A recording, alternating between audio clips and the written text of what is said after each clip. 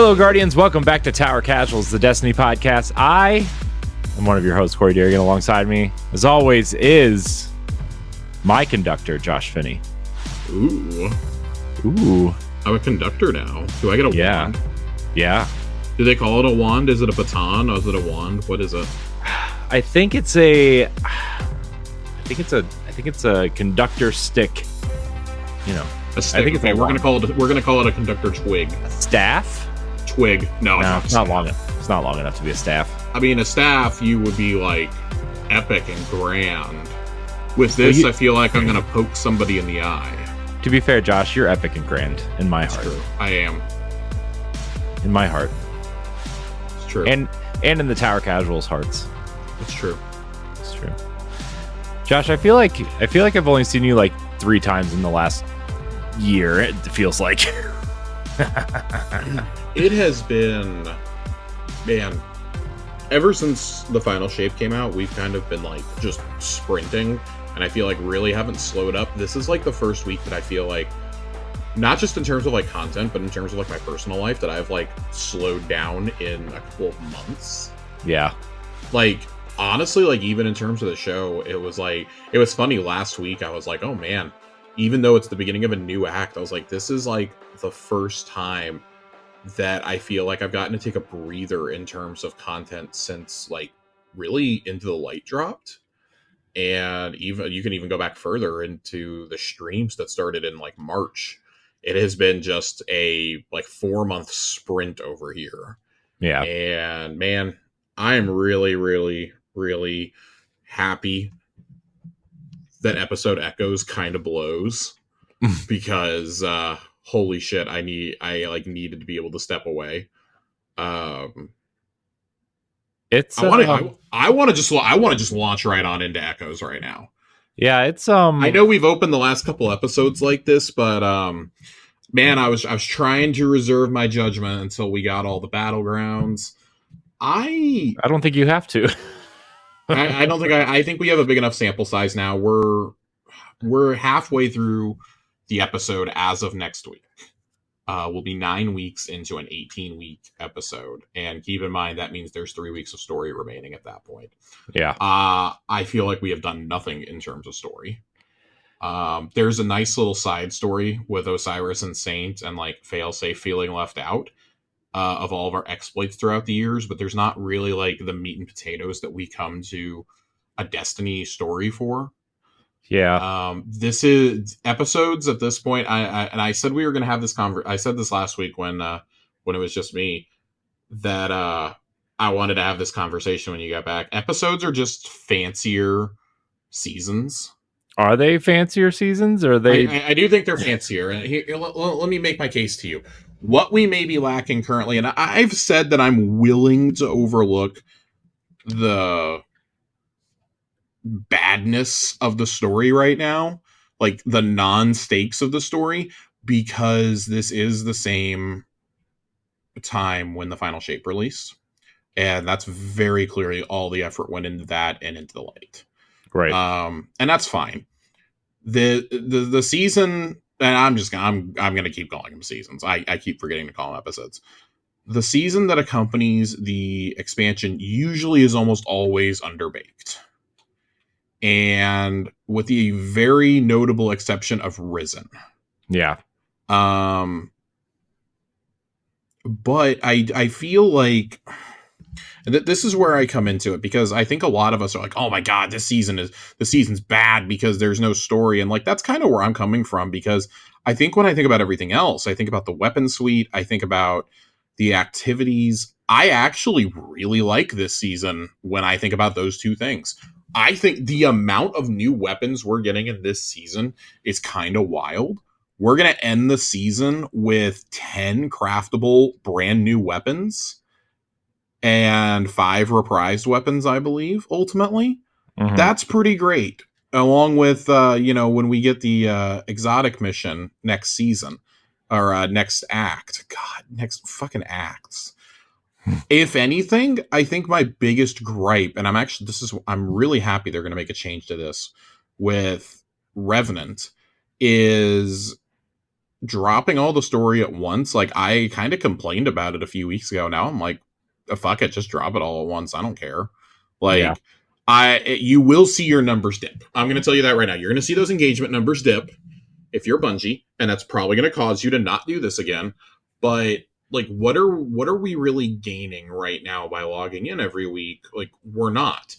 I feel like we have all now reached the point in a normal season we'd be 3, maybe 4 weeks out from a new one dropping. Instead, we're 3 or 4 weeks out from Act 3 dropping with an exotic quest for the activity, with 2 new craftable weapons, with another reprised weapon. Like, I feel okay when I think about it that way. Because let me tell you something, I'm kind of tired of doing breach executable. As much as I enjoy it, that is the minute you are done with your red borders, though, like with the majority of them, that activity becomes completely useless to you. If you're there grinding for gear, once you have hit all your red borders and once you have hit 2,000 across the board with all your gear, I feel like that kind of loses its luster. And they've clearly structured this episode to where, okay, those first 6 weeks, that first act, they really wanted you to focus on that and on Enigma Protocol. They wanted you to focus on those. This act, they want you to focus on Battlegrounds, and then next act, it pretty clearly seems like it's going to be built around the exotic mission for the final 6 weeks. That's cool and all. Like, I actually appreciate that we're getting a new activity every 6 weeks, it seems. And if they keep this cadence, that's great, because we all get tired of these activities after about 4 or 5 weeks. So on that hand, I think it's been a success. We've done the activities just enough that we're starting to get annoyed with them. Like, I need to go do some more Enigma Protocol to finish up some triumphs for the seal, but I'm kind of at a point where I don't care. I usually try to get all the seasonal titles, and it's funny. We finally get a Vex themed one, and I'm just like, I don't know. I don't really care. Like, and there's not even anything else like really to play right now either, which is like the saving grace I think Destiny has going for it is if you want to go play the first Descendant, that's your prerogative. Like, if you're into Final Fantasy 14, you've got Dawn Trail, we had Shatter the Erd Tree. There's like, for me personally, there's really like nothing else to play right now. I'm kind of going into my backlog. And it's unfortunate because the first game that I've wanted to play like all summer that's not Destiny as a new release comes out like 3 days before Act 3 drops, and that's Star Wars Outlaws. It's like, oh, great. So, like, other games are getting pushed back and aren't going to come out till the fall season now, which is during, and funny enough, we kind of talked about this, that this is kind of a good strategy for them to drop all that story at once, realizing, okay, people probably are going to dip because of other games. Let's at least get all the story out there. The season feels really disjointed. I think the Battlegrounds are fine. I like that they tell a connected story, but I hate that you have to get all the way through the third one to like even get a hint of what that story is. You said it though, right? It's fine. It's all fine. It's not fine. It's like very 3 out of 5. Yeah.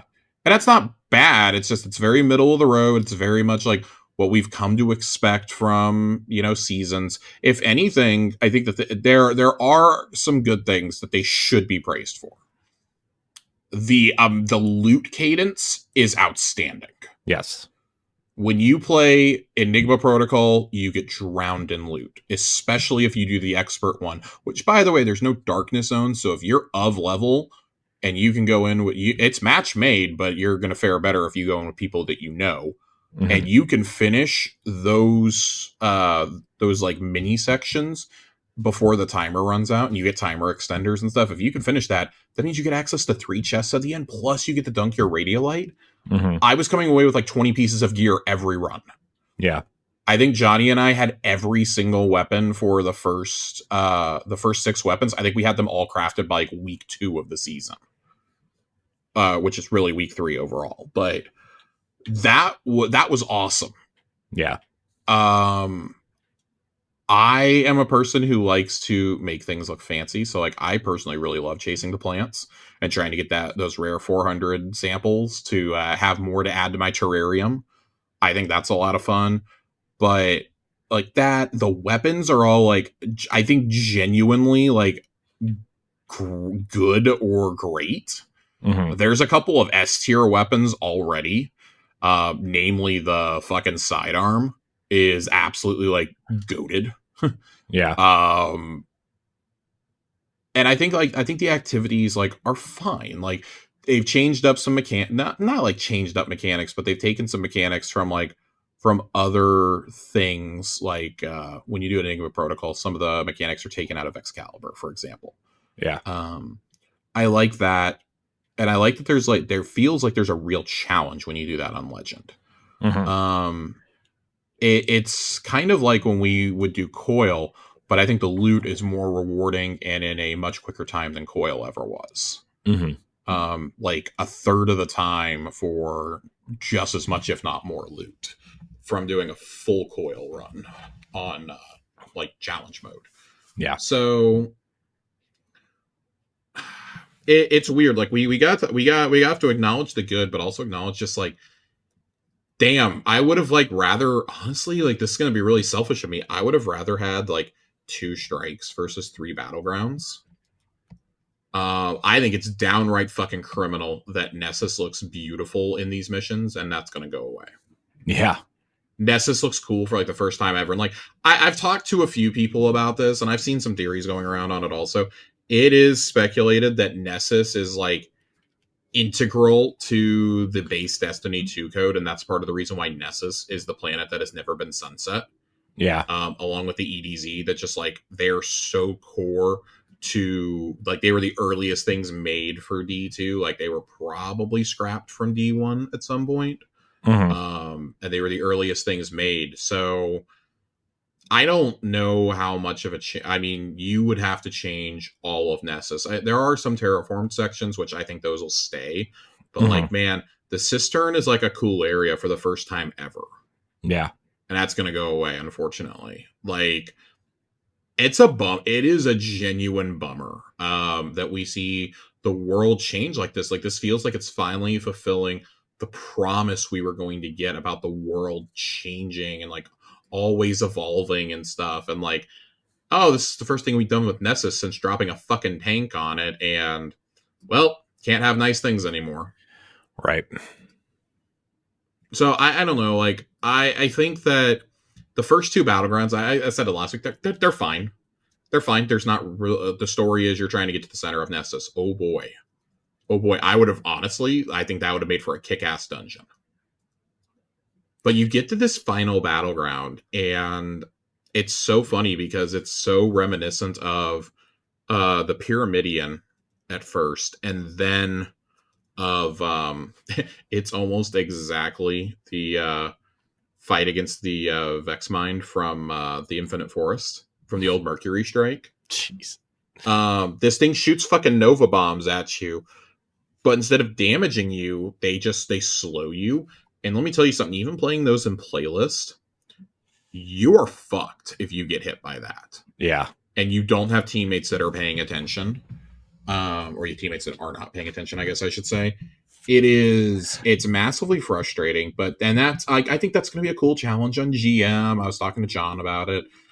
There's things in there. They're almost certainly going to use this for other things, like maybe for the exotic mission, maybe for, some story missions going forward. Like they're going to use this area again.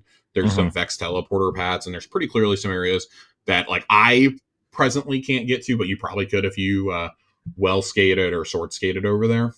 I think like all that's cool, but like you have to get all the way to the end of the final battleground to like get a hint of what the story is, and it's like, oh well, can't do that. And it's like, what can you guys do then? Like, we've now taken 5 weeks of quote unquote story for me to see Saint basically have an identity crisis and Failsafe feel left out of the last 5 expansions.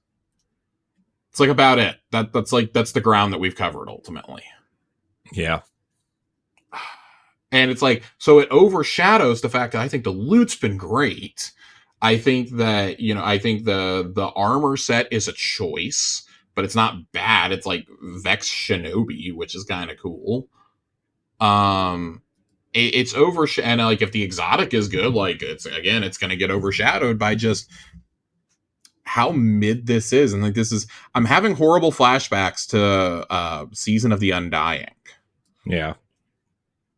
And how like it was so dumb the whole way through. Like, again, we were like, oh, this activity's, kind of Vex offensive. Like, it's our first time getting arena based ones. We're like, oh, this is kind of cool. Like, we're kind of like, we're getting a decent amount of loot over here. Just the loot kind of sucks.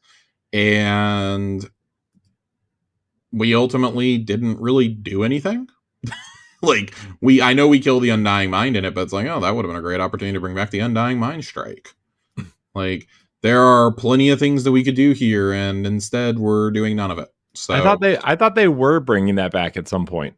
No, they're bringing back. They're bringing back Inverted Spire. Yeah, Inverted Spire. It's hard to keep track of all the no-name Vex strikes, but I just find silly myself me like, and I think we finally got an interesting nugget at the end of this week's story where they basically say we're gonna have to go back to the Infinite Forest, which is kind of a cool idea. We haven't been back to Mercury since we lost it at the beginning of Beyond Light.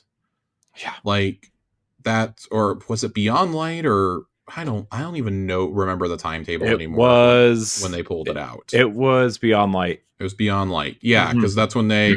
Yeah. It was Beyond Light. Yeah. I just find myself really annoyed because it's like, oh, well, that's cool. Like, that's the first little nugget that we've gotten. And like, I can't help but feel it's going to be like a 5-minute mission and that's it. This would be a Vex season is a great opportunity to bring back Mercury and make it the way you always wanted it to be. Yep. To use the Infinite Forest, to use maybe the Corridors of Time again. Like, there's so many things we could be doing with the Vex that aren't just, oh, here's the Black Garden, and we're kind of falling flat on it. Yeah. I'm really bummed out that in a Vex season, in these battlegrounds, I want to be really clear. We fight Fallen. We fight Vex. We fight Cabal. And we fight Taken. And no explanation is given to why the Taken are there. Nothing. In this last battleground. If there was an explanation given, I've run this thing 3 times. If there's an explanation given, I missed it. And I just find myself increasingly aggravated. It's yeah. It's a choice. It's something. Also, it's striking how many people don't understand that you're supposed to, when you get little Taken blights, you're supposed to throw them at the big blights. I thought what? Oh, dude! I the very first time I ran this, people were the 2 randos that were in my fire team were picking them up and throwing them at enemies. Jeez. I'm like, did you guys? Did anybody here play Defiance? Let alone like 15 other activities that have asked us to do this over the years. Right. It's one thing after another, and like I'm trying to stay optimistic because again, I feel like we get the next episode and we know that we've got 2 dungeons coming and there's only 2 episodes to go after this for the year. Okay, that solves the question of when we're getting those dungeons. They're going to be at some point in those episodes. With the new storytelling structure, you can kind of drop them whenever you want. Like, I would not drop them at the beginning of an episode anymore. Yeah. I would drop them whenever there's a particularly cool story beat. Or it could even be like, hey, we're going to drop this we're going to drop this, and it's going to serve as the conclusion to the storyline for this episode. That would be so cool. Like, a long-standing villain like Fickrel should be taken down in a dungeon or in a raid. Yeah. And not in a story mission. Yeah, that definitely should be like a dungeon type thing. So, and on top of that, you've got a reprised raid that has to be slid in at some point, assuming they keep that. We're just assuming that we're still going to get a reprised raid, but assuming that we do, like, okay, when do they drop that? Like, I know there's been some scuttlebutt on the internet. The way that information was found out was not cool. So, like, not going to go into it, but The reprised raid that's rumored, not super jazzed about that one either. Like, Great. Okay. I haven't seen it. I haven't been looking for that. It's not Wrath of the Machine, I'll tell you that. If it's real, it's not Wrath. And that's a bummer to me. I understand that would be introducing a whole new group of Fallen just for one raid. I understand that. I get it. And the idea that you have to make a brand new exotic then also probably also isn't helping the situation. Because you got to make it Siva themed. People be like, oh, Siva's coming back. Like, no, Siva's never fucking coming back. I just like, okay, so if you drop that raid, like, are you dropping that the same? You have to drop that the same time that you're dropping a dungeon. Which one gets dropped at the beginning of the episode? Which one gets dropped after? Like, I would say you almost certainly can't drop the raid at the beginning of the episode because, hey, you just dropped a raid 6 weeks ago. Right. Like, I don't know. I feel like you would have to drop the dungeon maybe like in the first couple weeks of this one. And like with the story being dropped, like who knows how this is going to work, right? And then like maybe you drop the raid sometime in November.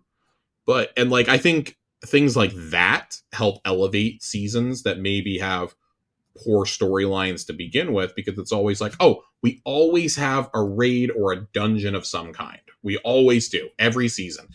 This season, I think this episode, I think it feels, it's weird to say it feels bad when we just had all the stuff from Vinyl Shape and like, oh, we got Salvation's Edge, but like Salvation's Edge does not seem to be a raid that people really want to go grind right now. Like, it is because it requires you to actually participate and do the fucking mechanics. Yeah. I really think that the Verity encounter, I think people get through, they kind of stumble through encounters 1 and 2, 3 is easy.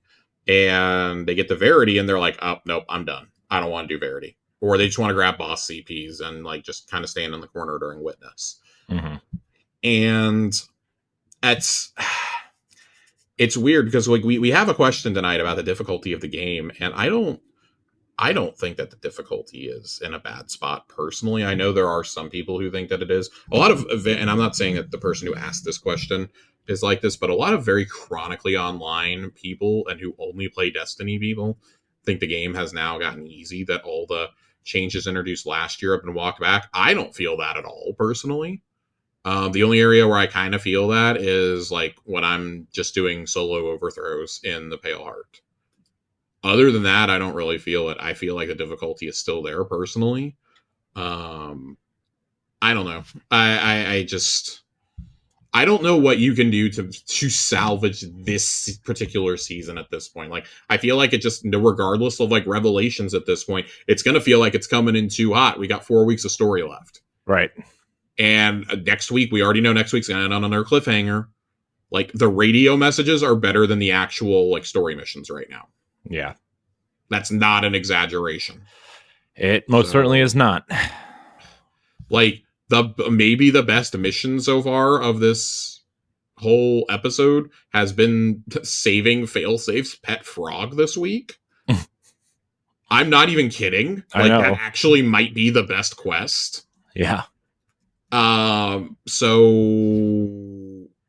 I don't know where you go from here. I think that this season's just kind of a wash at this point. Like, I kind of accept that we got Final Shape with it and move on, I guess. Wait for the exotic mission. Hopefully it's a bitchin' exotic. I can't wait to see it in action. I can't wait to do the mission. I love the exotic missions. But like, and that can always redeem it a little bit. And like we talked about, like I think the activities in part 1 were good. They're just, we get tired of the arena modes after a few weeks. And I think they were smart to realize that and not try to hinge an entire 18-week episode on Breach Executable and Enigma Protocol. Thank God.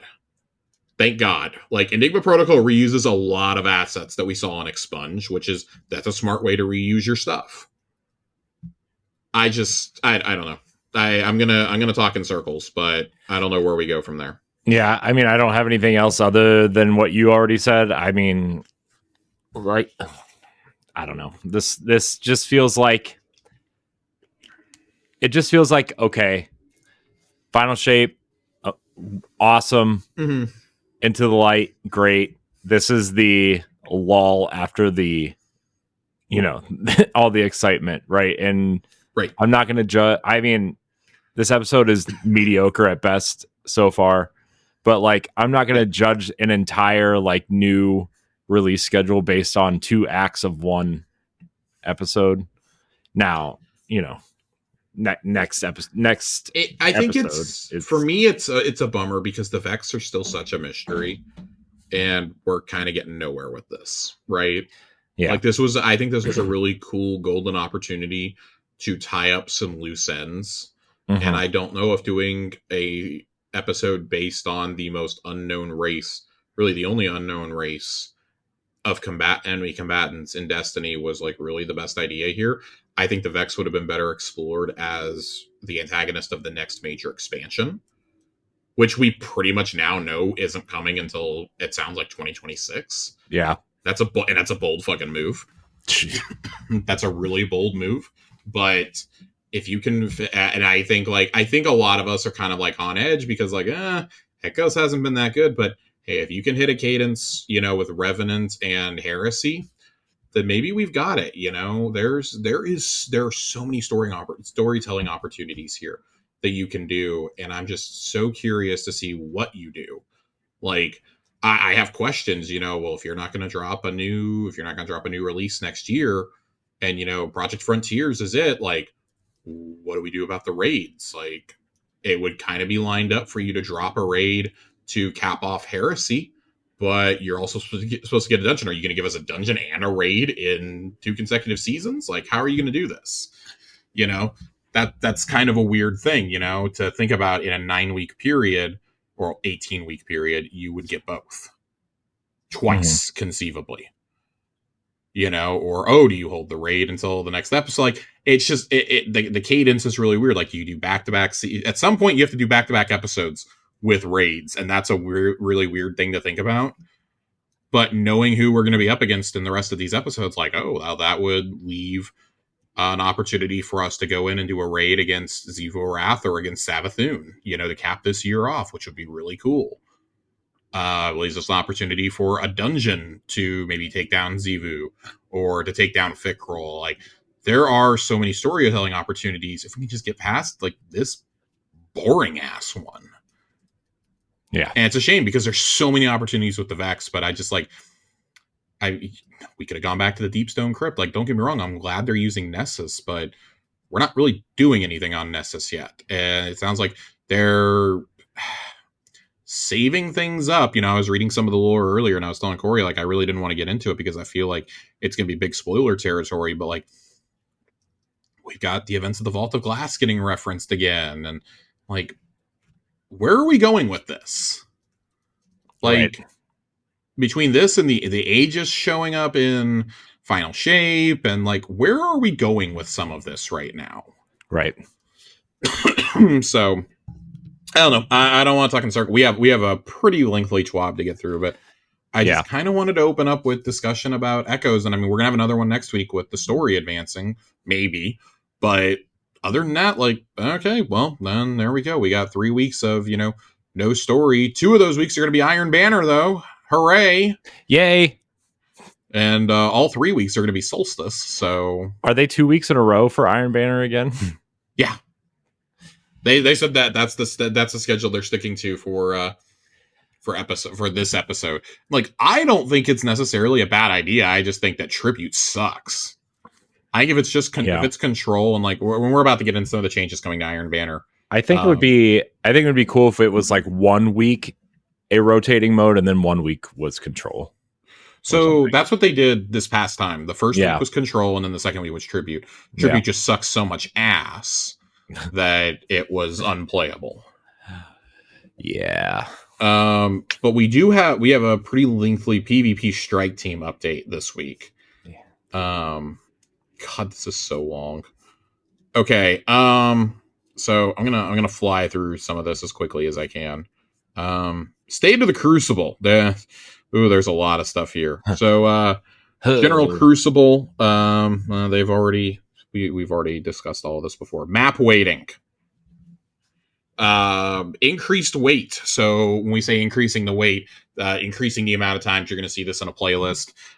In sixes, you're going to see an increased wait for Jav 4, Burnout, Endless Veil, Cirrus Plaza, Dissonance, and Eventide Ruins. Of course, those last three are the three brand new maps. I find it hilarious that the other three are maps that have been in since Vanilla D2. Yeah. That's actually hilarious to me. Reduced wait for Disjunction, Cathedral of Dusk, Convergence, Twilight Gap, Exodus Blue. I can't tell you the last time I got Twilight Gap. I don't think I've played Twilight Gap legit in like 2 years. Yeah, I don't remember the last time that map like never shows up for me in sixes ever. So, and then Dead Cliffs is the only map not in control currently, because they're trying yet again to rework the spawn and zone locations. Good luck. All other maps have standard weighting. Lobby balance.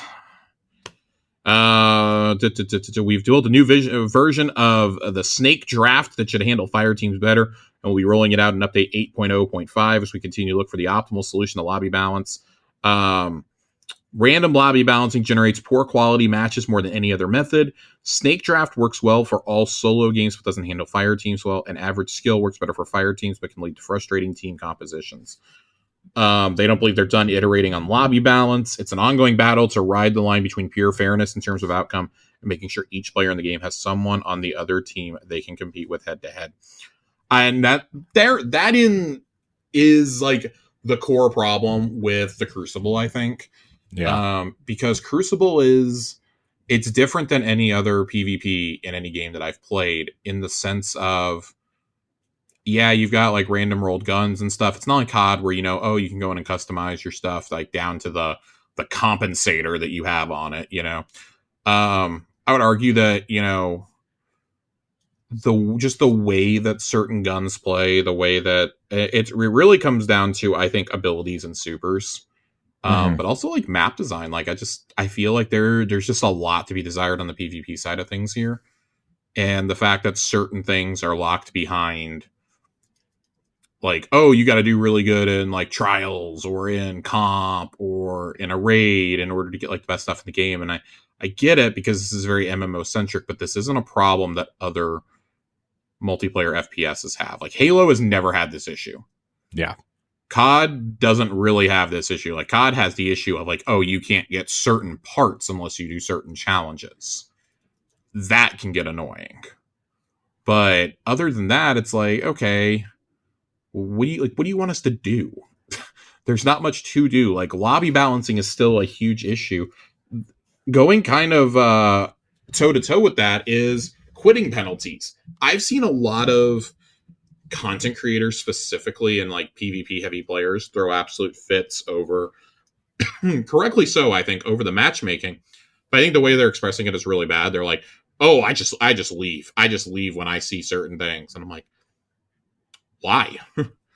Like, I understand that you want your KD and like your win loss to stay high, and maybe this is just the casual in me speaking, but it's like, I don't understand what the deal is.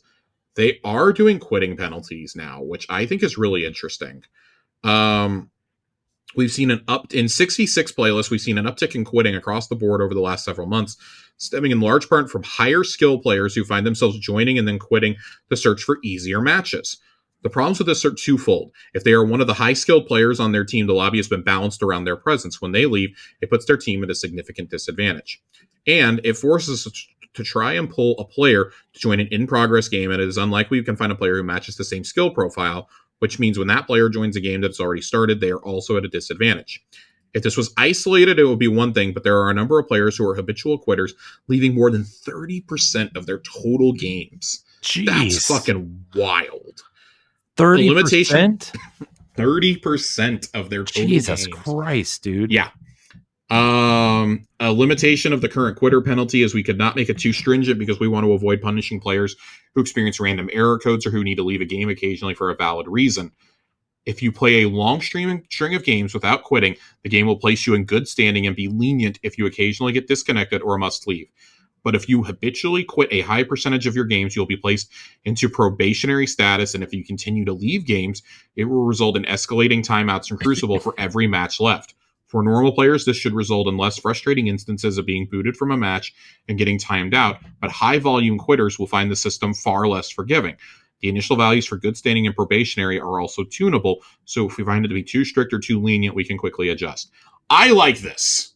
Fuck y'all who are leaving matches. Right. Like, I get that occasionally you have a legit reason why you need to leave. You have a child who needs your attention. You have a power outage. You get DC'd because there's a hiccup in your internet. If you're leaving because the game is too hard or because you're throwing a hissy fit, fuck y'all. I have the same opinion about anybody who does this in Gambit or who bails out in strikes once they finish their bounties. I got the same opinion about all of y'all. If you join something, have the intention to finish it. Yeah. I would say a raid or a dungeon is different because, you can get a replacement. Yeah. But you should still stick around until that replacement gets there. Fuck y'all if you're doing this in randomly match-made activities. Right. I got nothing nice to say to you. I think that is just the silliest.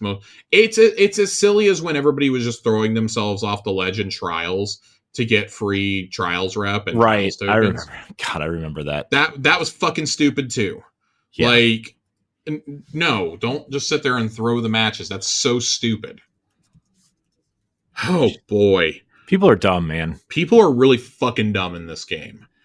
Abilities. We talked about the abilities. We talked about Prismatic Hunter last week and the week before. Threaded Spectre is getting nerfed. Aim assist length on Threaded Spectre is being reduced by 50% and added a short delay before the aim assist takes effect.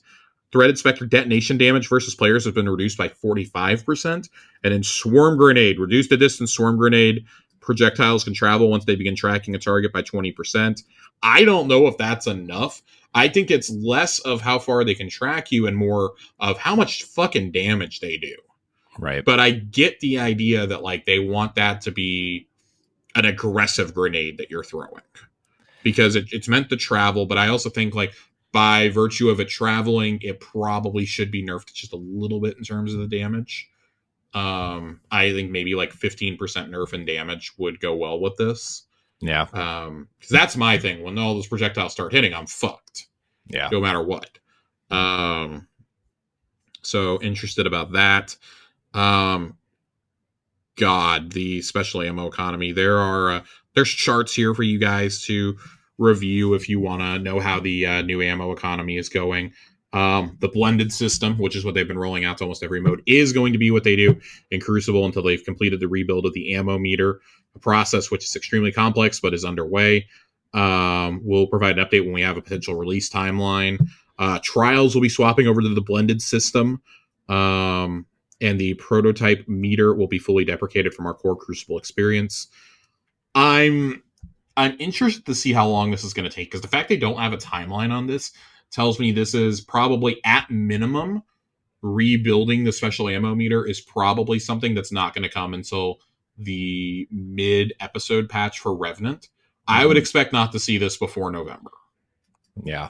Like Thanksgiving time would be the absolute earliest I would say you're going to get it. You probably won't get it until after that. I would say maybe coming back from the holidays is when you'll see it, because they're not going to want to drop this and then have people in and out of the office for 6 weeks.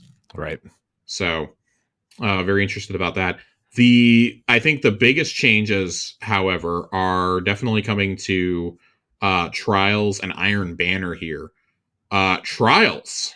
Oh boy. Oh boy. Oh boy. So they've they recap here what the passage updates were that they rolled out a little while ago, along with reward updates. Which I mean I really like. As a as a reminder, any win has a 50% chance to drop the non-adept weekly weapon. Once you have been flawless and are playing on a 7-win card, you also have a 50% chance to drop the adept version of the weekly weapon on wins. When playing as a trio for game completions, does not have to be a win. You get an additional 50% chance to drop the non-adept weekly weapon, 50% chance at a Trials Engram drop, and bonus Trials rep. And you now get bonus rewards, including Trials Armor, Enhancement Cores, Trials Weapons, and Enhancement Prisms based on how many wins you get before your card became flawed. They still believe there is room for improvement, and they are trying to really get you to play with friends. It's a trios mode, play with trios. I love this change to persistence. Passage of persistence. When you play as a trio, losses will no longer remove wins. This means when you play Trials as a full fire team on the Passage of Persistence, you only need to get 7 wins total, and you will receive a drop of the weekly Adept weapon. Winning a match will still result in having a win subtracted.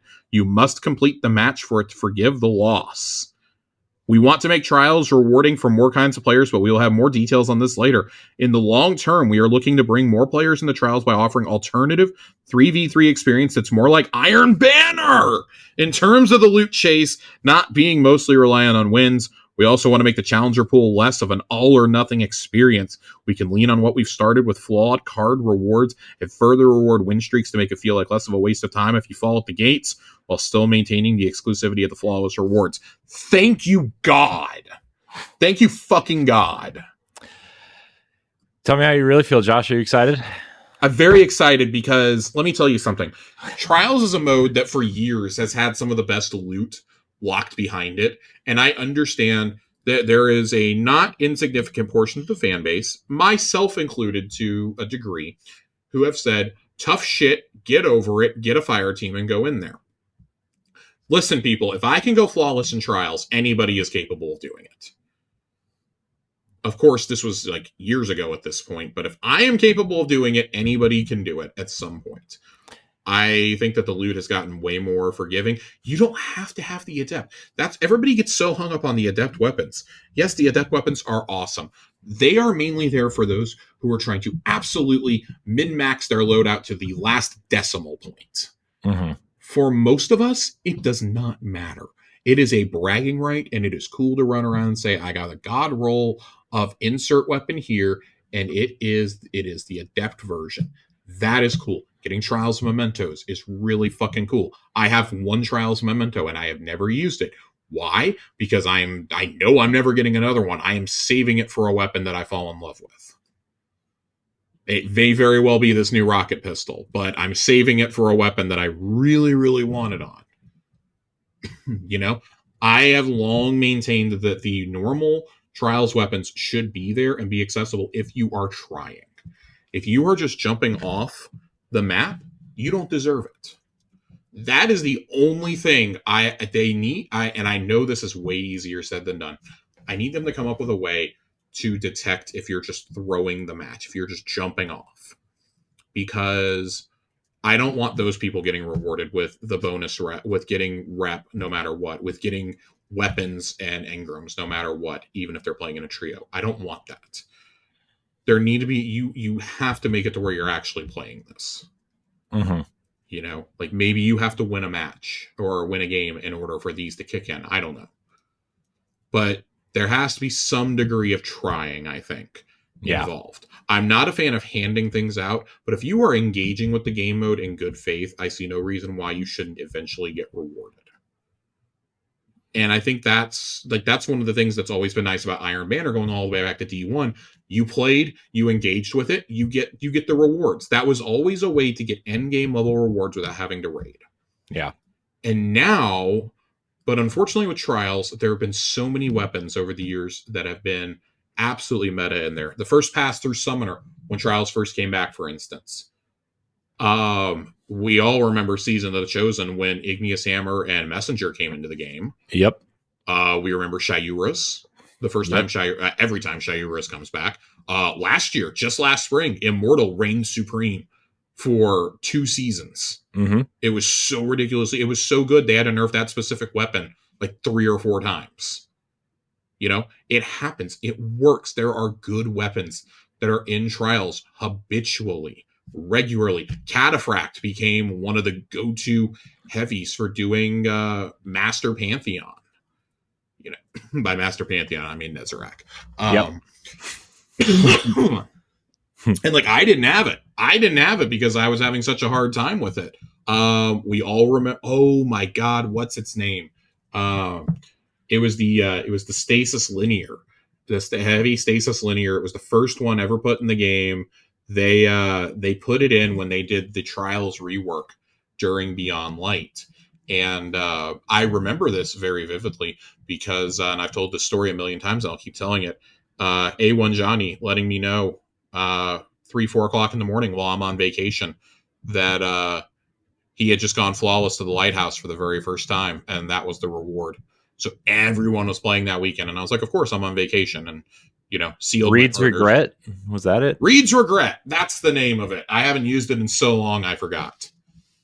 But we've had so many meta weapons through Trials over the years, and not just in PvP either. Like, a lot of these are very good PvE weapons on top of that. And it just kind of has gotten to this point where it was like, okay, yes, I understand the concept of get good and like, oh, not everybody's meant to compete in Trials. Yes, here's the problem. They keep putting good loot in there because they need the player base to go up, but it's such a sweat fest for most of us in threes that it's just not worth it. Conversely, I feel like Iron Banner loot's been kind of like middling for a while now. Mm-hmm. And that's the mode that like definitely gets pushed because everyone has access to it. And it's like, well, you can't make the rewards too meta out it then. It's just really weird dichotomy, but I'm glad to see this because inevitably this is going to impact players. Like next episode, I would guess, is when we're going to get the new Trials armor, probably going to get a couple new weapons. I'm very excited for this so I can catch up on the stuff I don't have. The legacy focusing also makes this even better because now you can get extra Trials Ingrams from playing as a trio. Mm-hmm. And you'll turn those in for legacy focusing options. So like for me, I'm going to turn them all in towards Cataphract. Yeah. I want that in my loot pool so it's cheaper for me to buy now. I'm going to have 5 Ingrams to buy that thing for the first time because I didn't unlock it in its season. That's insane. Yeah. But I get it. Yeah. I'm just glad there's still a path to get some of this stuff. Yeah. I mean, that's good, right? I mean, it's great. It's what we want. Yeah. But hearing that there's going to be an Iron Banner style experience to threes makes me pretty excited. Yeah. I like the idea of that, especially if it's going to be more geared towards the casual community. I like that. That's why I stay away from Trials. I don't like how elite Trials has always been. It's always been associated with being the pinnacle mode, which is fine. But it is to a point where, okay, we have to come play this, though, because, like, the good shit's in there. Like, we may go a couple seasons without something good, but when something good, it's, like, game-breakingly good. Yeah. So, and if you don't do it that first weekend it's available, you're like, good luck. So. Yep. Good luck, my friend. Comp, there's been a lot of changes in comp. I'm not going to read through all the changes. You guys are free to read those. We feel the foundation with these latest updates. The competitive playlist is solid. Following the release of the final shape, we just had the best 30-day stretch in over a year in terms of player participation, and specifically, this previous week was the highest hours played per account in the last 8 months. Ooh. Since we've made a lot of changes recently moving forward, we want to allow the playlist to stabilize and give players time to get used to this iteration. We're going to plan to build on this foundation, further refine the game modes and rule sets, and allow it to be a place where you can see and feel your improvement and growth as a player. To start, in the next update, we will reduce the score to win in Clash from 40 to 35 to bring game times closer to the 8-minute target. In addition, we'll update spawn policy in Collision to favor spawning you nearer your teammates. We recently made this change to Clash, and we have seen the incidence of split spawns go down dramatically, and believe this will improve Collisions similarly. Longer term, we have a couple goals we want to tackle. We think the point rewards for the ranking system, though improved, still need work in terms of how understandable they can be. We'd like to move back to a system where player performance in match has more of a direct impact on how much you gain or lose, and whether each player can easily understand why they've earned the amount they did at the end of each game. We also want to further improve Collision's gameplay, and we're investigating ways to make the matches feel fairer and more predictable. Cool. I still think you need more rewards for this mode. Yep. I think having the weapons and weapon focusing that you have now, the spawn in animation, the emblems, like all that's cool.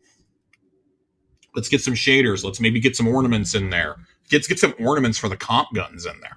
Yeah. Like these are some ideas, of things you could do for reaching certain ranks, or, I don't know, maybe there's like a point.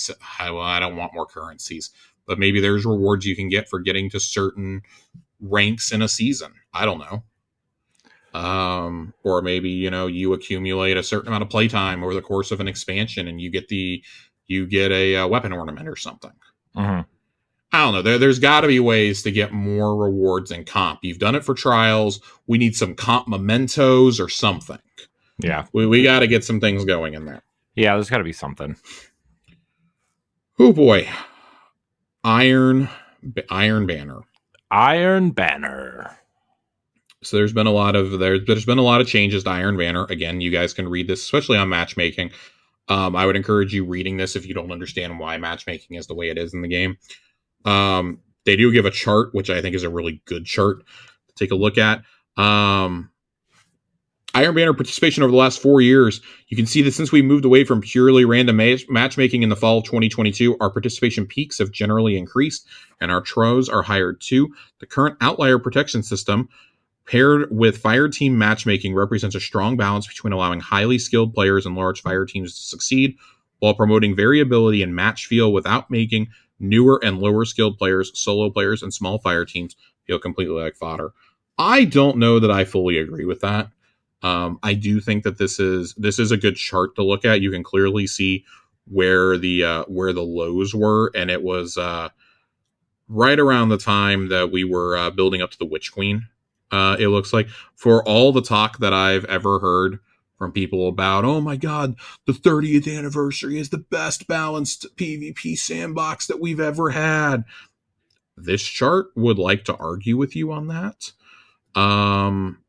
It's so crazy to get back to the peak of like 50% or more in terms of accounts being active. You have to go all the way back to the pandemic. Go all the way back to summer 2020. And it's funny, like, you look at these peaks and they really coincide with like big content drops too. Yeah. Or like major patches. So yeah, that's a little funny to think about when you look at all of this. When I'm looking at the numbers they have laid out here, and I don't know. There's definitely still problems with the matchmaking. I mean, I was just griping about it myself earlier on this episode. They gotta figure out something. It's fire team matching and skill based is just not together. It's just not it. Yeah. But yeah. We believe there's more work to be done to improve Iron Banner, specifically for casual and mixed skill fire teams. We want to investigate offering a more relaxed variant of Iron Banner with minimal matchmaking stratification and a focus on the less serious game modes. We also want to be able to reward fire teams better in general, like we've begun to do in trials. Good, because that's something that needs to happen. Everything I hear from anybody, regardless of skill level, is I miss when Iron Banner was a fun PvP mode. Yeah, it was Pinnacle, but it was a fun PvP mode to just go hang out with my friends. Mm-hmm. Specifically, Dealer was talking to me about this. He was like, I am in such a high skill bracket that he goes, whenever I play with friends, my friends get demolished. AKA, I got demolished when I was in his lobbies. And he's like, that's because a lot of my friends are higher skill levels. And like, I'm very mid. I'm happy to even have a positive KD at this point. But yeah, that's the issue you run into, is how do you balance this around like the god tier players and then the people who are just there for the loot and to have fun. Yeah. So I do like that they are investigating doing it around the more fun modes. I really hope that means Iron Banner Mayhem comes back at some point, because that was great. Just let me go in there and fire supers off with my friends. Yeah. And then later this season, we have more to talk about in terms of what is coming in episode Revenant and beyond. We're excited to share that with you once update 8.0.5 is out the door. I believe that is the mid-season update that should be dropping this next Tuesday. So a little curious to see when they're going to address this. I would imagine sometime in August we're going to hear from the PvP team again. Whew. Okay. I'm going to take a drink because that was a lot. Sippy sippy for Josh. Sippy sippy. I still have this cough. I definitely have like the worst case of bronchitis I've ever had in my life. They aren't sure if it's bronchitis or walking pneumonia at this point, but I've got one of the two. I mean, and it has just been a miserable summer. Yeah, I'll go several days like being fine, and then like today has just been a cough attack all day. Yeah. All right. Exotic class item drop tuning update. I love that they're having to do this because people have gone and made macros to farm chests in the landing. Oh, really? Yeah, Leopard Stealth was one of the ones who was really kind of pushing it, and people like Fallout were like, I'm not personally going to run this macro because Bungie is like really iffy on macros. They usually don't mind for PvE content, but he's like, I am not testing fate here. Mm-hmm. And in fact, Leopard was running a macro that was allowing him to hit all three symbols at once while he was trying to do solo witness challenges this week. Oh. And Dylan had to pop in and be like, we're giving you a warning publicly about this. You can't do this. Jeez. And people are like, oh, how come giant content creators getting a warning? Like, because it's going to increase the visibility of it. That's why. Right. But this tuning update for the class items is in direct response to that fucking macro.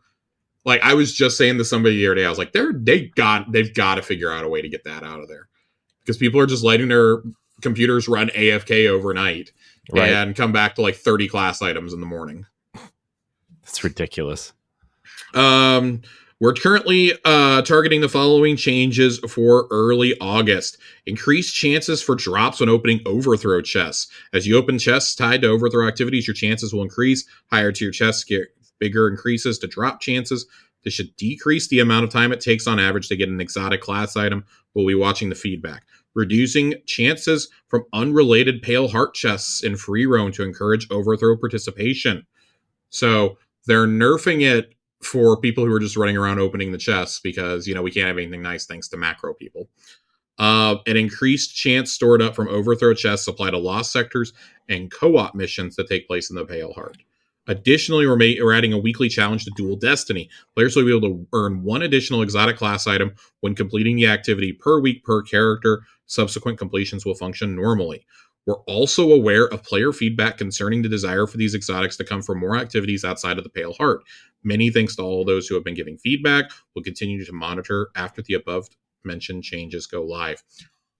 I think this is a good change. Unpopular opinion, I think this is a good change.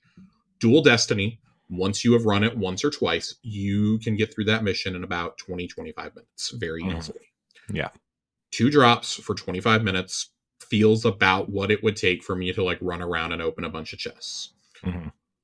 This encourages overthrow participation too. We're gonna have to see what the cadence looks like, but if you can get 1 per overthrow run, that would be an awesome cadence. Yeah, I would do that. I would just do the match made overthrow constantly to get them. In terms of like what activities you could put them in outside of the Pale Heart, I mean, I do think that was always going to be the inevitable outcome of this, was they were going to have to figure out a way to do this outside of it. Mm-hmm. For me, I would say if Grandmasters, I think should give an opportunity for them to drop. I think you should get a chance from master or expert level seasonal missions. So like if I do an expert battlegrounds, I should have like maybe a 10% chance for one to drop. If I do a breach executable, maybe because that's match made, maybe I get like a 5 to 10% chance. Mm-hmm. I think there's ways to do it without making it feel like, oh my god, I'm getting it all the time. Like Ergo Sum, I feel like I get like 15 a week when I go do stuff in the Pale Heart, because I get one from almost every goddamn overthrow completion. I get 3 a week just from finishing my Pathfinders. I get enough chances at the sword. I would much rather get chances at the class item with how many combinations there are. Mm-hmm. And I mean, also, I think that if you add it to more things outside, maybe you're more willing to expand the perk pools a little bit next year. I don't know. I think there should be chances, especially in master level activities, to get these to drop. That's my takeaway from this. And that's not me saying like, oh, you're trying to kill the normies' chance to get it. Like, no, but the people who are really trying to grind this shit out are the people who are trying to do endgame content with them. Mm-hmm. Like, this is taking the place of their normal exotic. So Like on that front, I get it. Like you're running meta builds with these. You're not getting this just for funsies. Mm-hmm. You're not grinding these out for fun. You're grinding these out because you're looking for a specific combo. And there's a lot of combos in this game. Yeah. That you can potentially get. So that's my takeaway. That's my takeaway right now. I still think that it's solid. I think there's something like over 100 combinations for each class. There's so much. So something had to change. In terms of things changing, if you did not get those crispy into the light weapons from Onslaught, you'll now be able to focus them at Zavala. In update 8.0.5, players can visit Zavala to access a new Onslaught attunement menu. Players can select a single Brave Arsenal weapon they'd like to attune to, increasing drop chance by 60% in Onslaught. This is increased from the 50% drop chance increase in Into the Light. There is no cooldown or cost, so you can swap your chosen weapon at any time, and your selected weapon will remain attuned until you change it or deactivate the attunement. So, cool. Also, it did not feel like 50 fucking percent when I was attuned to it, but I'll leave that be. Yeah. I'll tell you something. The fact that I would do multiple runs without getting a single drop of the weapon that I was attuned to or turn in a ton of tokens next to Zavala. Yeah. Okay. Sure. Sure, Jan. Also, when are we getting the parade armor back? Asking for a friend who forgot to buy the helmet. Also, definitely did not buy them at all on my other classes. All right. Destiny art shows. It's an art show a decade in the making. Join us in Los Angeles, New York, and London for a celebration of the Destiny universe featuring over 30 pieces of original art, including paintings, ghost sculptures, props, and more. Entry is free. Just be sure to keep an eye on socials next week for a page link to reserve your spot. Los Angeles, it'll be at the Nucleus Gallery from September 14th through the 22nd. In New York, the White Space in Chelsea from the 17th to the 20th of October, and in London, the Different Gallery from November 6th through the 10th. Cool. Please bring it more places than just like 3 of the biggest places on Earth. Yeah. People in the South and in the Midwest love you too. Also, how are you not doing this in fucking Seattle? That's what I want to know. Yeah, isn't that like right down the street? Shouldn't you like be kicking this off at like PAX or something? Yeah. Man, that would have made sense. Josh, that would have made too much sense. I occasionally have ideas, but I'm not gonna lie. If they were like, yeah, we're gonna do one in Austin or in Houston, I'd drive. Yeah, I'd drive down. Yeah, you're gonna tell me you couldn't squeeze it in down in Austin at some point. See how big Texas is? It's not very big. I digress. Also, like if you're in Europe, good luck. You have to get to London. I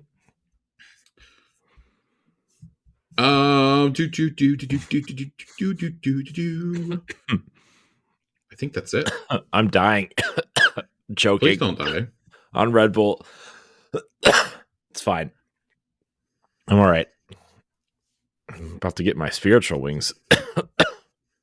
Jesus. It's okay. We're all good. Carry on. I think that's it for our TWAB this week. Just man, PvP. I don't want to say that PvP is at like the lowest it's ever been because it's definitely not. But man, it doesn't feel good. It has been a rough time over there lately. And I say that as somebody with 2 resets. Yeah, it's been rough. I did almost all of that I think during Iron Banner Control. Yeah, well, so you're not going to do it during. Not going to do it during Tribute. I'm sure as hell not going in there and playing regular Iron or regular Crucible these days. Why not? I hear it's great. Oh yeah, it's fucking wonderful, man. Oh, I'm being an ass. It's fine. Oh boy. All right. Well, Corey, we've got a. Actually, before we get to questions, I wanted to pose something to you that I saw on socials last week, and I said last week that I was going to bring it up. Oh boy. Yeah, it was a bit of a controversial take. Controversial on Glad, the internet? yeah, What? Glad made a post and had a not insignificant amount of people agreeing with him that Destiny 2 just needs to go away. They need to release Destiny 3, take away all our gear and everything, have everybody start with a clean slate. And you know what? I got actually pretty annoyed by that take. I'm going to tell you right fucking now. If Destiny 3 comes out, if it ever happens, which I'm getting slightly more convinced, I'm gonna need to wait until like we get that 10th anniversary stream at the end of August, beginning of September, which we all know is coming, even though they haven't announced it yet. I'm gonna need them to come out and explicitly say that Destiny 3 is coming in a couple of years. Mm-hmm. Although I don't think now is the time to announce it. I think this time next year is probably when it gets announced. Just to like not kill engagement. But if they ever do announce it, so help me God, if you tell me all my stuff's going away again, I'm done. That is my walk away point. I will genuinely walk away at that stage, because I have put enough time in across 2 different games, earning some of the shit I've earned like 5 times. Mm-hmm.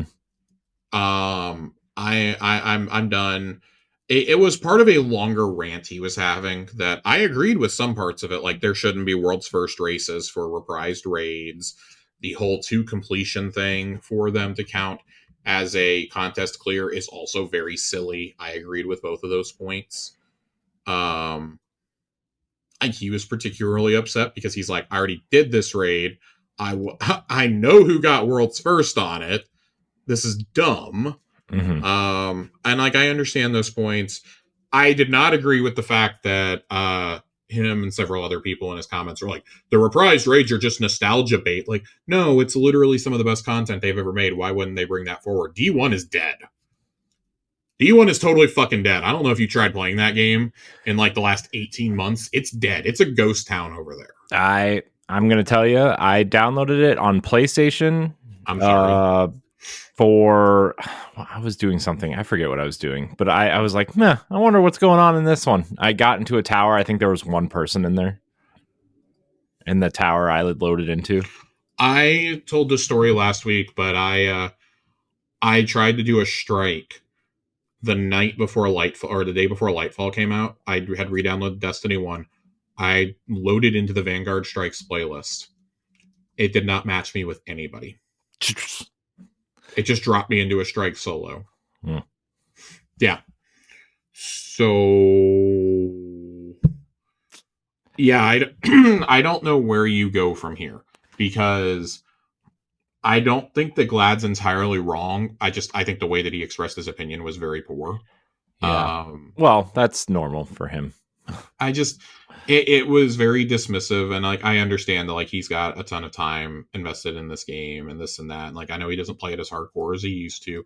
He's, one of 10 people who has every single contest emblem that they've ever done and this and that. And like all that's cool, and I'm happy for you, bud.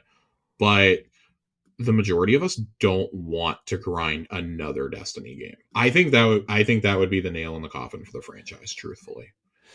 But I don't know how you keep Destiny 2 going either. See, it's very clear Destiny 2 needs to move on. He tried igniting the whole we need to move to another engine debate, and that just like told me like, okay, you have no idea how game development works. Yeah. Because it's not that easy. If it was, we'd have all the D1 content in D2 and we would just kill D1. Yeah. And this is that's still on the Tiger engine, mind you. Yeah. I do feel like Frontiers is kind of the goodbye to the legacy consoles at this point. Yeah. Oh yeah. But it's also becoming increasingly clear the reason why they haven't moved on is no one's really moving on from the old consoles because people just aren't buying the new ones. Yes, Xbox sales are in the gutter, but like PS5 also is not outpacing PS4. The fact that games like Call of Duty and 2K and Madden haven't left behind the old consoles should tell you something. Like, yeah, the fact that you're just now hearing like console sales are soaring because of college football is like, yeah, and we're 4.5 years into this 5 years. How 3.5? We're 3.5. Whatever. We're 3.5. I don't know how time works, Josh. We're 3.5. They launched fall 2020. And I only remember that because of Beyond Light. Beyond Light was the premium next gen experience we all got. Right, at 30 frames a second for the first 2 months. Or it was 60. It was 60. If you had it on Series X or PS5, it was 60. No, but they remember the update didn't come out right away. The update did come out. What it was the Crucible update wasn't applied right away. Crucible can run up to 120 frames, and it did not work properly. But the 60 frames for everything else did work, because I did a test the night it came out. I started the campaign on my Xbox One S, and then my Series S arrived during the campaign. So I took the opportunity to unpack and download it on that, and then switched over, and there was just it was instantly. I had the field of view slider, I had the 60 frames, everything. So I don't know what happened with your console. I mean, it took like 2 weeks for mine to get there then, because I was running. Mine was there instantaneously. Anyways, that's neither here nor there. The point is, people have not upgraded, and a lot of that's because, specifically, Call of Duty, Madden, whatever FIFA is called these days, 2K, like those have not gone to current gen only. Fortnite, Apex. Fortnite's never going to. No, I know. I'm just when you're the most played game in the world, I don't think you should have to either. But like these games you're paying $70 for, absolutely should have done it like a year ago, maybe 2 years ago. I remember we were thinking like, oh man, is Witch Queen going to be where they do it? And yeah, I've had so many friends, and it's part of what I talked about last week, that got so tired of trying to find these consoles for the first year they were out that they just said fuck it and build a PC instead. Mm-hmm. And I can't blame you. Like at this point, if you want the absolute best performance possible, you're building a PC. Yeah, you're gonna play on PC. I'm 100% past that point of trying to go out and build a PC. I think for the demographic that they're still trying to appeal to, though, for I know. Gamers in their 20s, mm-hmm. And or maybe like they're just leaving high school and stuff, like that is, I feel, the generation that is like going full PC now. Mm-hmm. The old heads like us are like, man, I still really want a console. You want to know the whole reason I enjoy a console? I like sitting on my couch. Mm-hmm. I really like my couch. Yep. I really like my chair. Yep. I like sitting out there and playing on my 55-inch flat screen. Mm-hmm. But I am getting to a point where I'm pretty frustrated with the console experience overall. And it's at a point where, like, if you're getting that way with Destiny, like, you just need to switch to PC. I don't. The engine's not going to magically cure things. Like, I need people to understand this. Like, yes, part of the problem is they need to move off the Tiger engine, but that is, again, that requires a brand new game, and you're probably not going to be able to carry stuff over if you do that. Right. And so for me, that's a non-starter. They need like a, I don't know what you call it, like a Destiny 2.5 almost. We're like, okay, we're leaving, we're leaving the old consoles behind. We're leaving the Soul system behind. You can carry your stuff over, but here's all the new stuff that we're going to give you that, if we were to make a new game, this would be Destiny 3, but we're not letting you leave your stuff behind type thing. I don't know how you do that. I don't know what that looks like. I don't know how you like convey that message, but that's what they need essentially, is like, they need that solid break off point plus something to allow people like us who have been playing forever to not be pissed off. Yeah, and I don't know how you do it. I don't think it's as simple as, oh, we'll just make Destiny 3 with a new engine, like you said. Oh no, it's not. There has to be a way to carry over, your gear, your triumphs, your achievements, the activities that we've done. Like, I don't want to start, and I don't want to go to, I don't think people understand that, like, if we go to a new game, you're gonna start out and there's literally gonna be like a raid. Yeah. There's gonna be a dungeon. And that's probably going to take like 6 months to come out. Yeah. Like the foundational problems are still going to be there. Mm-hmm. That's why, like, if it really is going to take them 2 years to get this next expansion out, I actually think that would be a better cadence. I would be much more forgiving if we got a major expansion the size of the Final Shape or bigger every 2 years and got like 5 or 6 episodes in between with like 4 dungeons and 3 raids or something. I would be, or like I know like a dungeon every 18 weeks would be asking too much. But maybe we the seasons where you don't get the dungeons, you get an exotic, you get the exotic mission, or you get strikes in those. Maybe they say that you get strikes in those seasons. I don't know. There's got to be a better way for content to come out at a like steady cadence, and I don't know. I didn't want to talk about Destiny 3. I was really annoyed when I saw that conversation come back up, but I felt like it was worth bringing up because we're always asked about, hypothetically in a Destiny 3 and a Destiny 3 and a Destiny 3. I want my shit. I want my triumphs. I want my titles. I want my guns. I want my catalysts. I want the stuff I've invested like 4,000 hours in over the last 7 years. Yeah. To carry over. Yeah, I'm at the point where like seriously, if I you really take my don't stuff away, I'm done playing. Yeah, I don't. And I think most veteran players will be that way. I don't want to. Your lads and your Gathalions will still play, but then they'll complain because imagine if we had kept everything. Shut the fuck up, you nerd. You're the one who asked for this. Nerds. God. Oh, Josh, you're my favorite person on the planet. I'm so annoyed. I'm so fucking annoyed, Corey.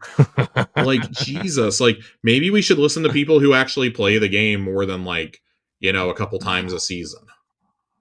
Just saying, just spitballing here, maybe we should ask, those people what they think about this. And, not the people who moved on to, quote, greener pastures and are doom and gloom every time something fucking happens. Yeah. I don't know. Jesus, let's go to questions. I'm annoyed. I'm really annoyed. We've only got a couple questions tonight. Where do I want to start with these? All right, we're going with Jiggly Panda first. Do you guys think that the game has gotten too easy? I feel like the changes they made a year ago haven't held up. Like I said earlier, I don't think the game is too easy. I think the game is perfectly fine. I think there is challenge in there. I think the challenge comes, like, if the game is too easy, okay, you're probably using the most meta build out there. Like, for those of us who are running normal builds or who aren't following, every, follow this for, maximum output, like, are probably still like, yeah, this is perfectly fine. Like, I think the challenge is there. I don't feel like I'm cruising through things necessarily. I do feel like this legendary I will say the legend campaign I felt was significantly easier this year than it was in Lightfall. Mm-hmm. Significantly so. In fact, I would even go so far as to say that I think it was easier than the Witch Queen also. Yeah. Because the legend campaign and Witch Queen, let me tell you something. I think that was pretty well balanced. The Savathun fight was awful. That was an experience. I didn't feel that during the Witness fight. The Witness fight was kind of like, can you do mechanics? That's basically what it asked you to do. Can you do mechanics? And can you just like do shit tons of damage with Celestial Nighthawk as quickly as possible? Mm-hmm. That's basically what it asked. And that's fine.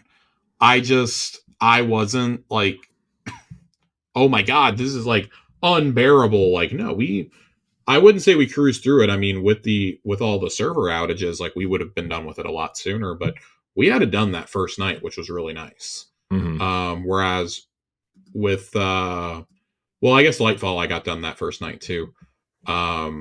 Witch Queen went into day 2, but it's one of those things. Like, I don't think that the game overall has gotten harder. Now, I think if you go outside of like the normal version of something, it gets drastically harder. Like, I'm sorry, the fucking Battlegrounds recommended power is 1945. Let me tell you something. I'm getting my ass cooked in that third one.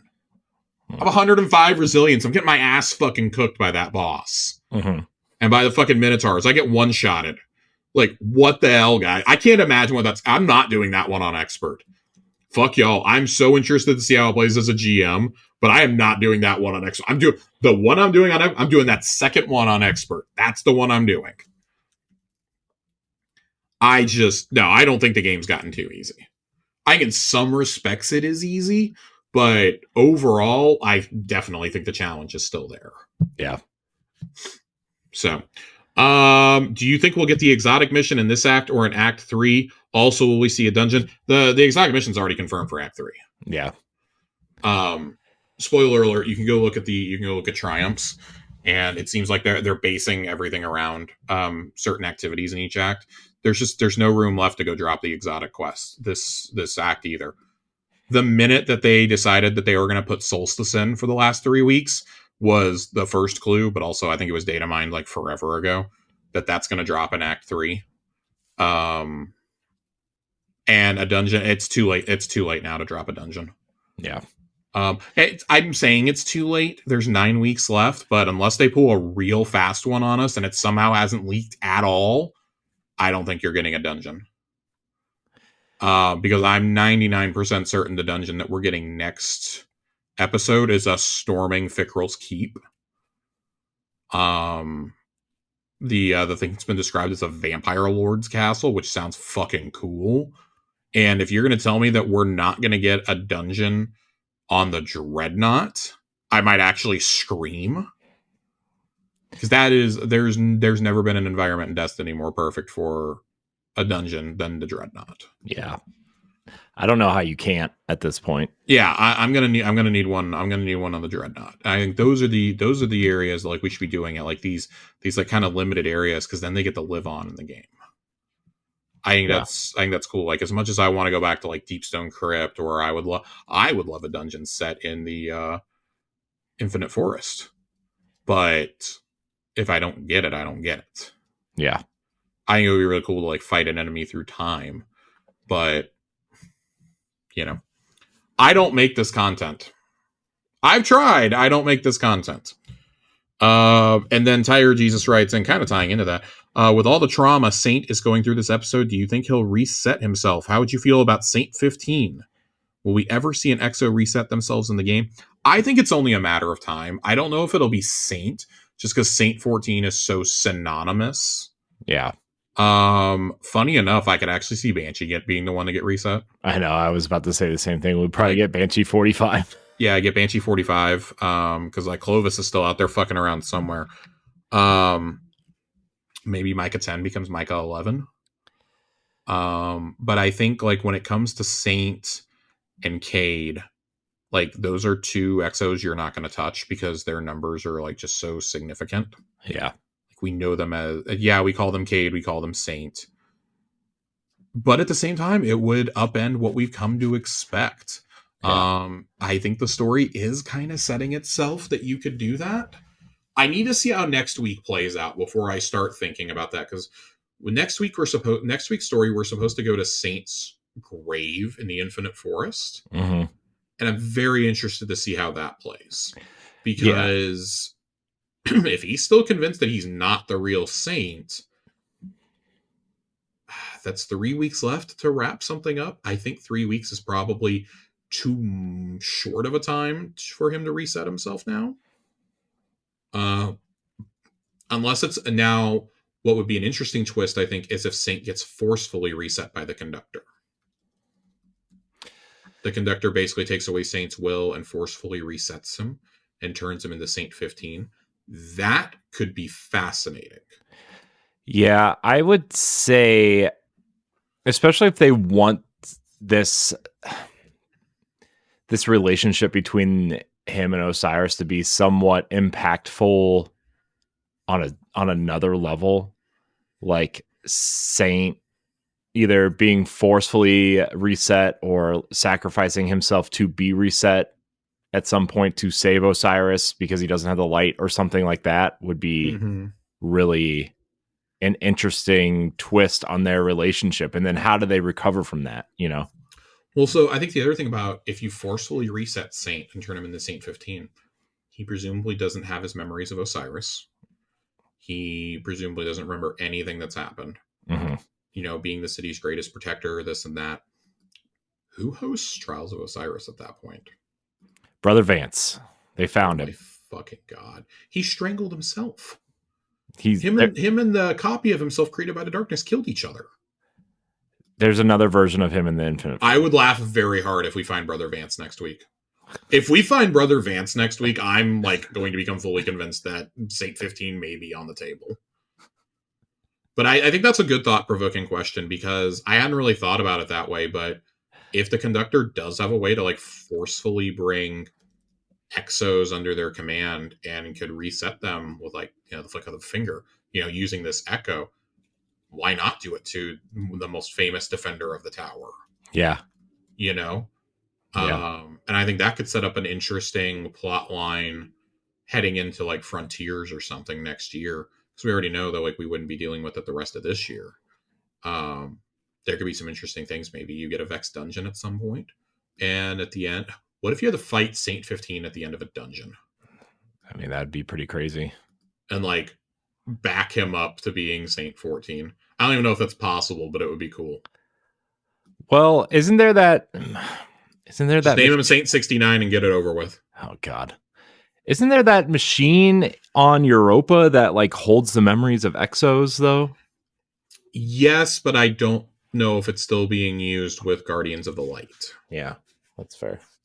So it would have his memories from before the collapse. Yeah. Which would be another problem altogether. So. Yeah. I don't know. I think that's a really good question, though. And I look forward to maybe exploring this again, either next week, optimistically, or in 6 weeks where we complain what could have been. Because I think that would also that would make to where, man, okay, they're not playing around. There's real stakes here. Yeah. So that would be interesting to me. Yeah. All right. Well, that's it for questions. We've got a lore corner, and then I think we're out of here, Corey. Lore corner.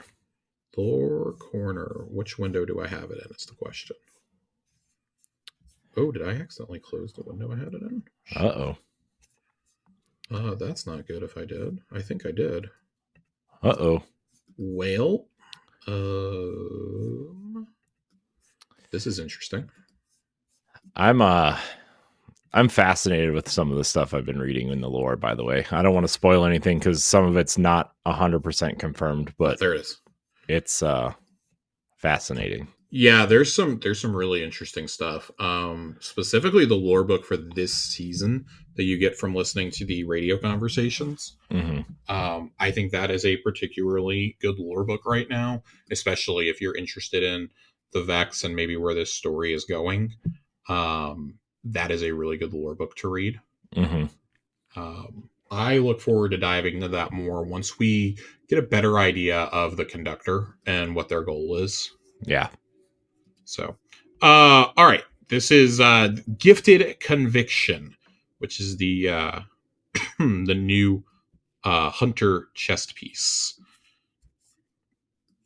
The helm's quiet, save for a few robotic sentries monitoring the systems close by. The tablet in Ikora's grasp beeps in response to her touch, and a set of projections appear before her. She searches through the information on the Soul Divisive.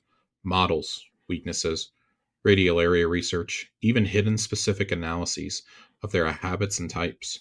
She glides her index finger over the screen until she finds a recording of a troop of goblins being felled by a guardian. It's quick, a couple shots at most before they crumble to the ground in a puddle of radial area, and the recording stops. The dim eye of the broken Vex catches her attention, and she becomes so lost in contemplation that she barely hears another enter the room. She turns her head. Mithrax, Ikora acknowledges with a small nod. Ikora, he says, returning the greeting. Has your research proven fruitful? Sadly, no, she answers. Her gaze returns to the screen and she sighs.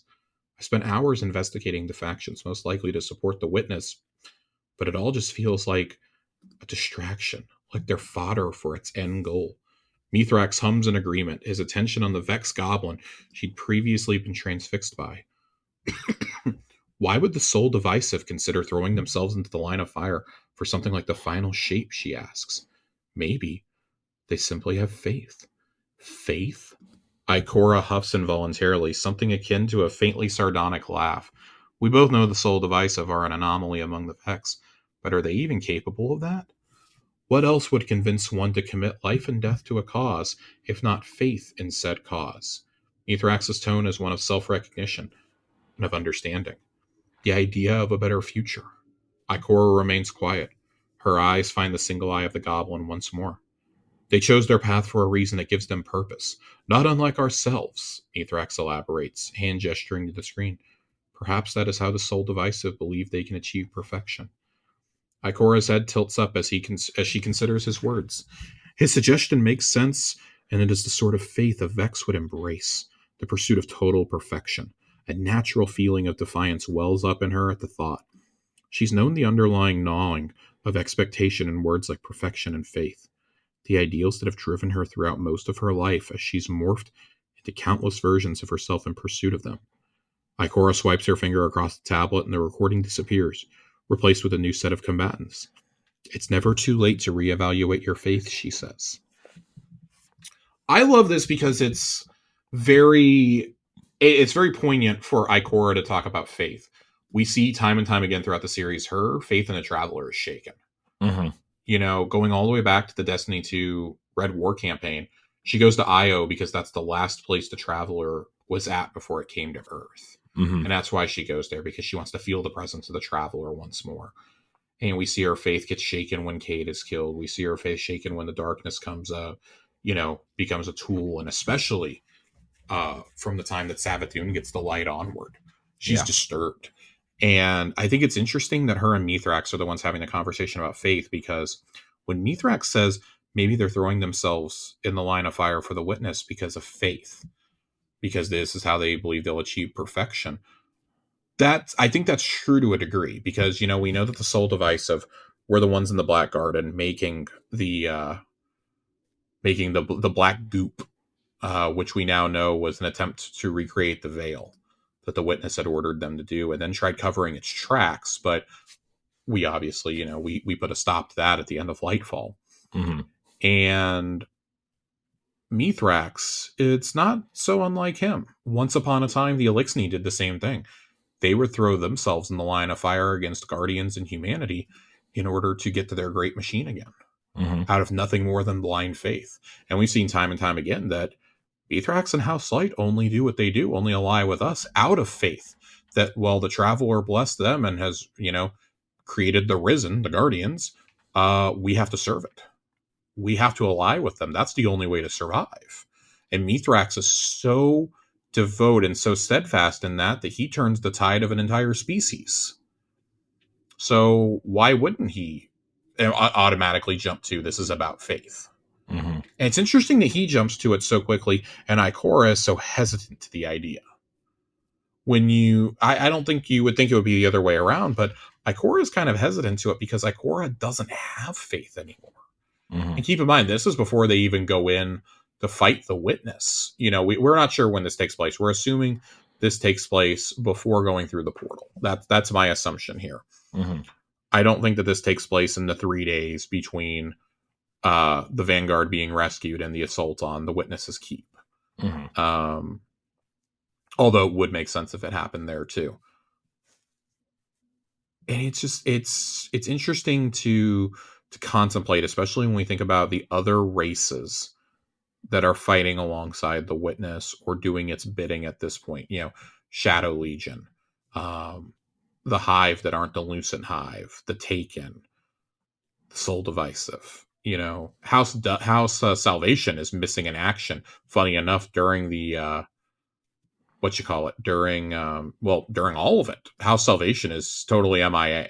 Mm-hmm. They are not around. I think the only time that we see any of them is in the second to last campaign mission. Is it the one where we're chasing Zavala? I want to say that there's some Fallen in that one. Yes. But I only know that because of the giant boss. Other than that, they've pretty much scattered, and that's where they're brought up right away by Crow at the end of the campaign. Everybody's kind of there out of faith. The Guardians are there, you know, because, well, it's the last stand, but there's the faith that the Guardian and Crow specifically have when the final shape happens. Like, Crow gets through the portal on faith. Mm-hmm. That Crow's faith ultimately ends up saving an entire system, and they haven't come around to that line of thinking yet. But much in the same way we talk about Mithrax saves an entire species from existence, because we were preparing to wipe the Fallen out. Yeah. And it's basically been said, like, if you're not part of House Light, you're basically extinct at this point. Same with the Cabal. If you're not part of Kaido's empire, you're done. You're out of here. Mm-hmm. And then you look at the actions of an individual like Crow, and his faith and his belief in Riven keeping her word leads us to saving not only the remainder of the Ahamkara, but leads to us, ultimately us and Crow save the universe, from the final shape. So I think it's an interesting commentary on faith and belief overall, and like how that can correspond, even beyond a game, how that can correspond to your daily life. You just have a little bit of faith. Mm-hmm.